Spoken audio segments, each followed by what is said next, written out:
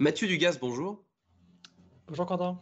Alors j'imagine que lorsque vous passez du temps dans un hôtel, vous êtes évidemment un client méticuleux. Est-ce qu'il y a un détail que vous ne supportez absolument pas, peu importe où vous descendez? Je dirais que c'est pas un détail, c'est plus une observation. Il y a un truc qui m'embête un peu, c'est quand je suis dans un hôtel et que le seul endroit où je croise un client, finalement, c'est soit au petit déjeuner, soit dans l'ascenseur. C'est-à-dire que l'hôtel n'a pas de lieu de vie, c'est-à-dire qu'il n'y a pas de passage. Et pour moi, en fait, un hôtel aujourd'hui, ça doit être un lieu d'expérience, un lieu de passage, un carrefour de rencontres. Il faut Et croiser du parfois, monde, c'est quoi. vrai exactement, et où il se passe des choses, où il y a où il y a un vrai lieu de vie, un vrai lieu d'expérience.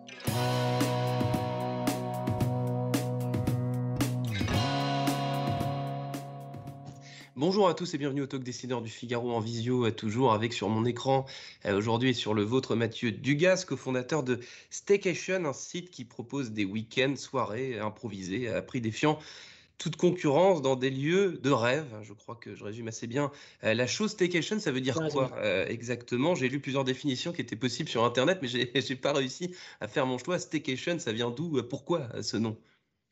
Staycation, c'est un mot qu'on a emprunté à la langue anglaise. C'est un mot valise qui est né de la contraction entre stay et vacation, donc staycation, les vacances à la maison. Ça décrit à peu près bien ce qu'on cherche à faire, c'est-à-dire vraiment créer des espaces, des moments d'évasion dans son quotidien, près de chez soi, vraiment à proximité de son lieu d'habitation.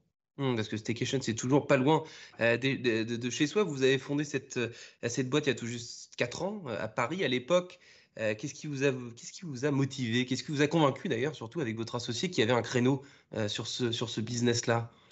Alors, on a monté Staycation effectivement avec deux associés. Il y a maintenant près de 4 ans. On a monté Staycation, en fait, on est parti d'un constat hyper simple. C'est qu'aujourd'hui, dans l'hôtellerie de luxe, dans l'hôtellerie premium, une chambre sur 4 est vacante à l'année. Et ça, c'était avant le Covid. Et c'est Euh, toujours le on a- cas. et c'est toujours le cas. Et d'ailleurs, ça ne s'est pas amélioré, hein, on va dire, avec le Covid. Ça risque de pas s'améliorer, puisqu'aujourd'hui, les hôtels, finalement, captent deux types de publics, les touristes et les voyageurs business. Ce qu'on voit aujourd'hui, c'est que là, on est en train de se parler sur Zoom. Bon, bah, finalement, ça se passe très bien. Donc, on voit que le voyage d'affaires va pas forcément prendre les couleurs qu'il avait avant. Et donc, on a vraiment eu cette conviction il y a 4 ans maintenant qu'il y avait un changement de paradigme à opérer dans l'hôtellerie et construire finalement un nouveau relais de demande qui n'est pas le touriste, qui n'est pas le business, mais qui est le local. Et donc, Staycation, on a construit vraiment notre proposition autour de ça. Et surtout, pour nous, le modèle hôtelier va vraiment gagner à se réinventer. C'est pour ça que je parlais d'expérience tout à l'heure, c'est que notre conviction, c'est vraiment que voilà, l'hôtel peut devenir un lieu de divertissement, un lieu d'expérience dans son quotidien, un vrai carrefour dans lequel on va croiser évidemment des gens d'ailleurs, mais aussi ses voisins, pour vivre des expériences de proximité. Donc pour vous, la crise, quelque part, ça a encore davantage confirmé cette évidence que vous aviez il y a 4 ans, comme quoi les hôtels sont partiellement, voire à moitié vides, des hôtels plutôt premium, et ça va pas s'arrêter. C'est ça que vous me dites. En tout cas, c'est vrai que la crise a été un moment hyper complexe à gérer, aussi bien, surtout pour nos partenaires hôteliers, mais aussi pour nous. On a fermé à deux reprises hein, pendant les premiers confinements. Ouais. L'équipe a fait preuve d'une résilience, d'une créativité pour vraiment jongler aussi avec les restrictions, s'adapter en permanence avec les partenaires hôteliers.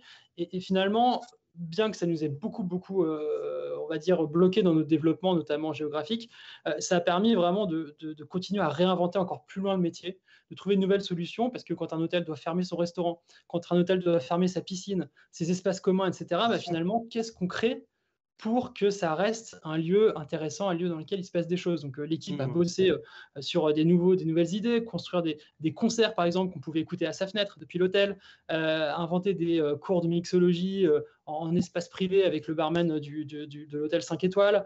On a construit des expériences de réalité augmentée dans les chambres. Donc voilà, on a vraiment essayé avec main dans la main avec les hôteliers de réinventer notre métier. Et ce que le Covid finalement a apporté, c'est que ça a vraiment consacré le modèle le business du local, le modèle de la clientèle locale comme étant le premier finalement apporteur d'affaires dans ces temps-là.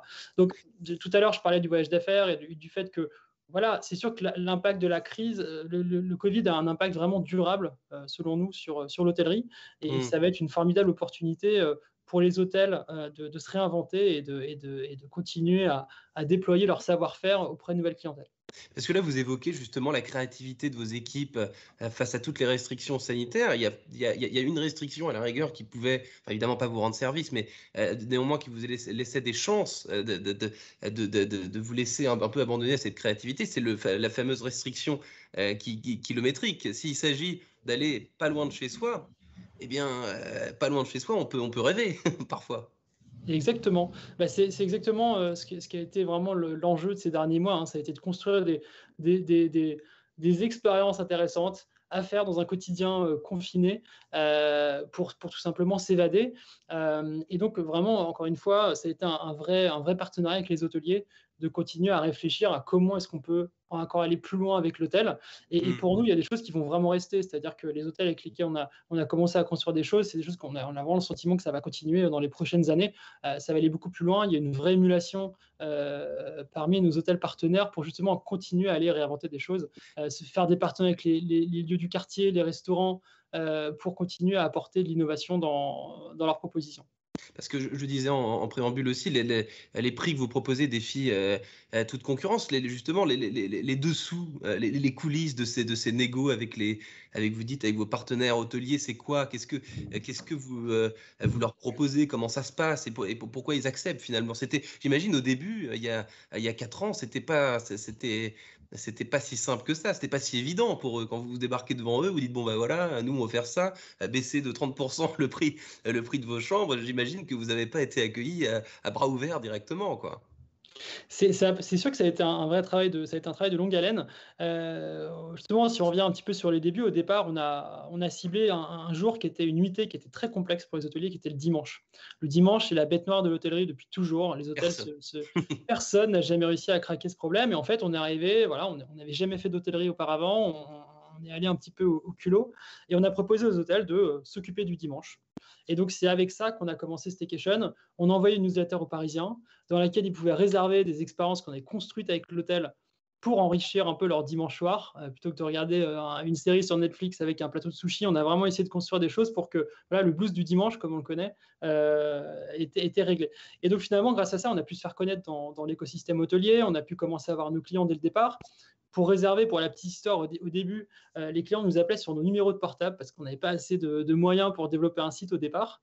On était autofinancé depuis le début et ça nous a permis d'avoir beaucoup de clients au téléphone et comprendre finalement ce qu'une clientèle qui avait jamais mis les pieds à l'hôtel attendait. Et donc, on a pu construire finalement le modèle de Staycation.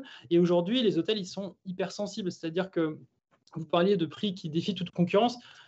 Pour nous, le plus important, c'est on n'est pas des discounters de chambre. C'est vraiment pas notre métier. Nous, ce qu'on cherche à construire, c'est réinventer l'hôtel de l'intérieur à travers le divertissement auprès d'une clientèle locale.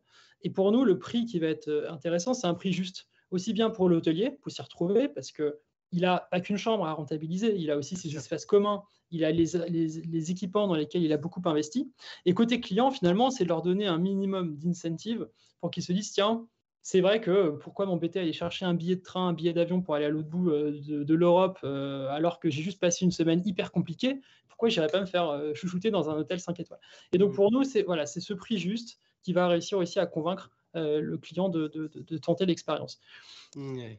Et rentrer dans le business par cette fameuse problématique du dimanche soir que personne avant vous avait réussi à résoudre, c'est vrai que c'est assez malin pour capter l'attention du client. Justement, vos clients, enfin ceux de Staycation et ceux de vos partenaires hôteliers, du coup, on les imagine plutôt jeunes. Enfin, je les imagine plutôt jeunes. Est-ce que c'est vrai? Est-ce que c'est moins vrai?